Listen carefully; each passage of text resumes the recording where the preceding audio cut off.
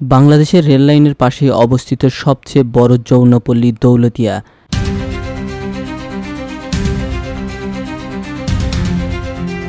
নারীদের জীবন সংগ্রাম, যাদের অধিকাংশই প্রতারণা ও দারিদ্রতার শিকার হয়ে এই অন্ধকার জগতে আটকে পড়েছে। স্বামীকে নির্যাতনা করতো, মারধর করতো, এই কারণে আমি এখানে আসি। মাঝে মাঝে জিদ উঠে এখান থেকে চলে যায়, আর মাঝে মাঝে রাত ঠান্ডা করে এখানেই থাকি। তাদের ঈদ, পূজা এবং বিভিন্ন উৎসব থেকে তারা বিচ্ছিন্ন একটি মানবতার জীবনযাপন করছে। যেখানে বাহিরে সবাই উৎসব পালন করছে, সেখানে অভাব, অনটন এবং লাঞ্ছনা বঞ্চনায় ভুগতে হচ্ছে এই নারীদেরকে।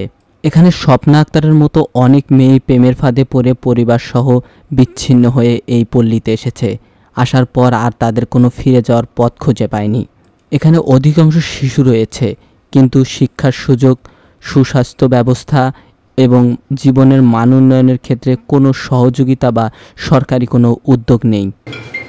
দিনই দুপুরে মানুষ কুবাইত একটা মেয়েরে মারি থুয়ে যেত এরকম, কিন্তু আমরা 19 সালের পরে স্বেচ্ছাসেবী সংগঠনগুলো সীমিত আকারে কিছু সহযোগিতা করছে, যা দিয়ে তাদের কোনোভাবেই অভাবটা পূর্ণ হচ্ছে না।